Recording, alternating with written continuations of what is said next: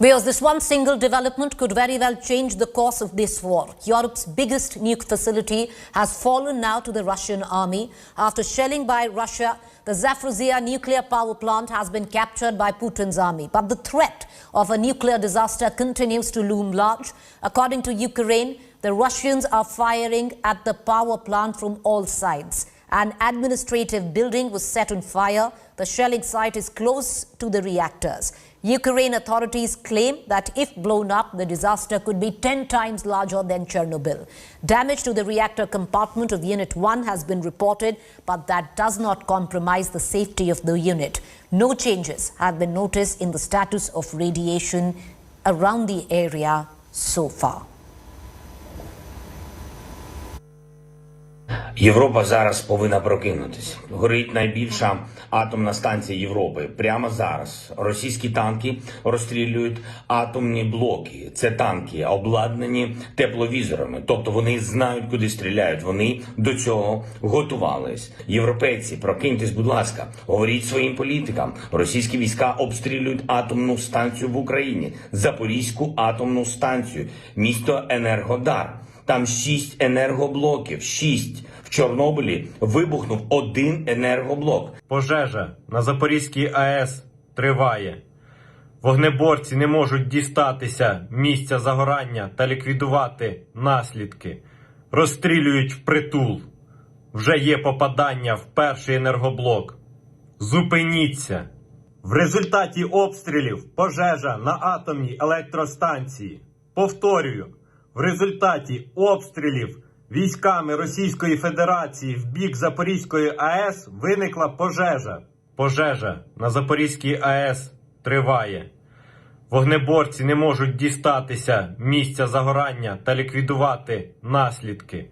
Розстрілюють впритул. Вже є попадання в перший енергоблок. Зупиніться. All right, let's tell you now what could potentially go wrong if there is further damage to the plant. The fire may ruin the nuclear plant's safety mechanism. Heat may lead to radioactive leaks. This may be 10 times worse, viewers, than Chernobyl. There is a claim that the radioactive leak could threaten the entire world.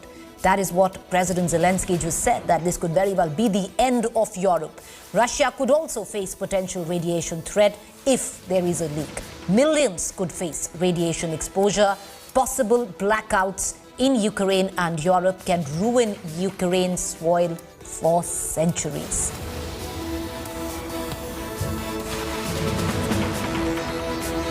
Meanwhile, Russia has been flexing its muscle when it comes to the nuclear power. Earlier, President Putin and Russian Foreign Minister Lavrov have issued veiled nuclear threats, 3 in all. Listen in. Недружественные действия в отношении нашей страны в экономической сфере, я имею в виду нелегитимные санкции, о которых все хорошо знают, но высшие должностные лица ведущих стран НАТО допускают и агрессивные высказывания в адрес. Украина располагает еще советскими ядерными технологиями и средствами доставки такого оружия. Мы не можем не реагировать на эту реальную опасность. Могу вас заверить, Россия, как ответственный член международного сообщества, приверженный своим обязательствам по нераспространению оружия массового уничтожения, предпринимает все необходимые меры для недопущения появления ядерного оружия и соответствующих технологий на Украине. While International Atomic Energy Agency and NATO coordinator for Ukraine, Margareta Riots, spoke exclusively to India today on shelling at Zaporizhzhia nuclear facility. Do listen in. Breaks nuclear non-proliferation treaty, NPT, which is Russia as a nuclear weapon state and Ukraine as a non-nuclear weapon state are parties too. So we send the inquiry, the urgent inquiry to the IAEA. There's a request to stop this aggression, to free the exclusion zone and Zaporizhzhia nuclear power plant from Russian troops. So we are awaiting for the official position of IAEA Director General, Mr. Rafael Grossi, and he will be having, like in a few minutes, a press conference on what is going on now. Meanwhile, India today has the best global voices on the crisis that is unfolding as we speak. Russian journalist Elnar Bainazorov from Moscow on the fire at Europe's largest nuclear power plant. The shelling that has taken place at the Zaporizhzhia nuclear facility in southeastern Ukraine, there was a big fire there. How are you seeing this? This is something that has, put the world on edge, Elnar. Yeah, thank you for having me. So that's the breaking news from Moscow, and everybody in subway, everybody in their social networks, everybody's discussing this news. But actually, as far as I know, and as far as the Ukrainian and Russian authorities have announced, actually no fire is been seen on the exact building of the nuclear power plant, because as the Ukrainian...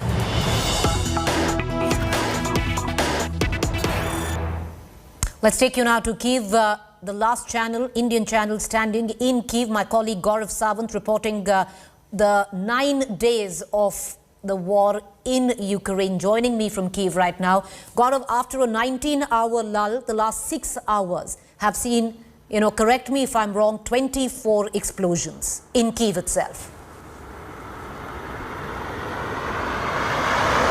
Suddenly Kyiv is in the line of fire and in the line of intense fire. As we report from Ground Zero Kyiv, there are multiple explosions that have been heard. In fact, one has been heard not far from where we are. This is the road that goes towards the airport. And on the other side is the Ostomel airport. This is the area which is being targeted by the Russians. It's almost an indication that once again there is a massive offensive coming this way. What did the Russians try initially? They tried to send in their special forces to capture Ostomel, a very crucial airfield. One is Borospil, which is a civilian airfield, and the other, as Shiv and you have been reporting constantly, is Ostomel. Ostomel is the military airfield where Antonov aircraft are also made. Now, this shelling is happening not far from that location, and the situation there is extremely tense amidst reports that certain areas that are non-military have also been in the line of Russian fire. What we are also hearing is Kyiv is bracing for an imminent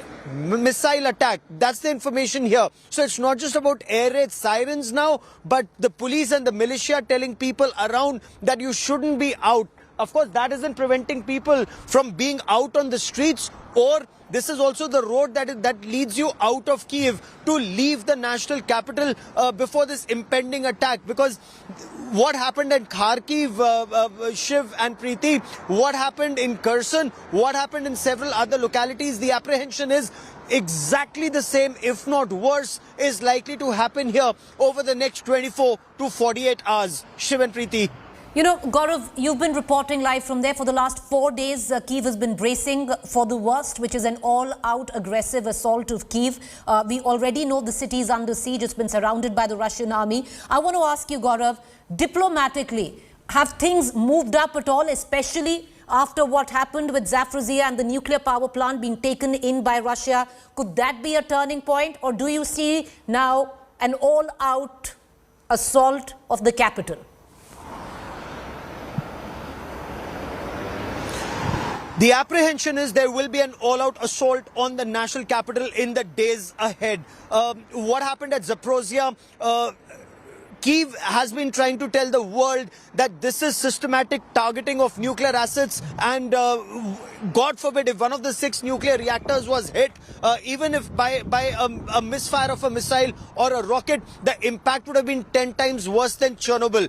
And the fact that President Zelenskyy is saying that Russia knows the coordinates and Russia is going after these targets deliberately, but Russia continues its attack relentlessly as far as diplomatic talks are concerned. So after 2 rounds of talks, the only thing that's happened is the agreement on a humanitarian corridor. That humanitarian corridor where it is hoped it will help the students who are trapped both in Kharkiv and in Sumy leave those locations, and the numbers are even now staggeringly high. Even though 17,000 people have been evacuated from Ukraine, the fact remains at least 1,000 students still remain or are in the process of leaving Kharkiv.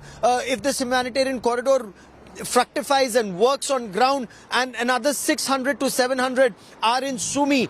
The Russians are claiming that they've got 130 buses on standby to take people out trapped in Kharkiv, especially students, Indian students, Chinese students, some other students and civilians, to Belgorod, which is just about 35 kilometers from Kharkiv, and again about an hour plus from Sumy. So the hope is that if both sides agree, Ukraine and Russia, on ground, in principle there's an agreement. In principle there's an agreement on timing. I've been told that certain civil society members here in Ukraine, especially Indians, they are trying to arrange buses for students to Sumy so that those children can be taken to the Belgorod border and they can be taken into Russia. From there they can fly back safely into India. That process was to start about half an hour ago. The students are ready. They are assembling, for example, in a safe village called Peshuchin, and they are hoping that they will be retrieved and they would be taken out of this country. It remains to be seen whether that's actually actioned on ground. You know, well, we just hope that the Indian students get a way out. Gaurav, today with the development of Biden, you know, reaching out to Russia, saying that if Russia comes on the talking table, ceases fire, then all sanctions against it, and there have been severe economic sanctions, could very well be lifted. On the other hand, President Zelenskyy saying that he's open to meeting Putin across the table. Some thawing in terms of talks, or those two sticking points, you know, which were earlier of the neutrality status of Ukraine and the territories recognized by Russia as independent, still too big and non-negotiable from both ends to scuttle any form of talk now.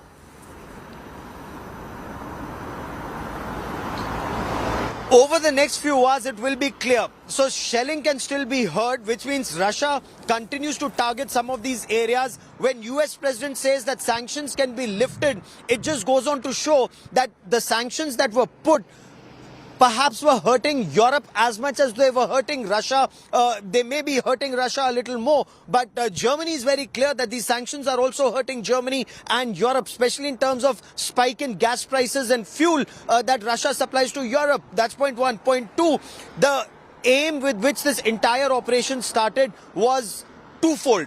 Regime change here in Ukraine and demilitarization of the Ukrainian army. Neither of those aims have been met by the Russian President Vladimir Putin. Now, in war, there is aim, and two, there is maintenance of aim. If Vladimir Putin relents on either of these two demands, then it will be seen as a major loss of face for a major world superpower that in 9 days of operations, they could achieve neither aim. Of course, they have made some inroads in terms of the Donbass region. They've made major inroads in terms of attempting or almost succeeding in cutting off Ukraine from the Black Sea. And those are major gains, but still not aim achieved as yet. So it remains to be seen whether diplomacy plays a role from this point on, or Preeti, the Russian president bashes on regardless, relentlessly in his pursuit to achieve those two principal aims: removal of President Zelenskyy and demilitarization of Ukraine. That incidentally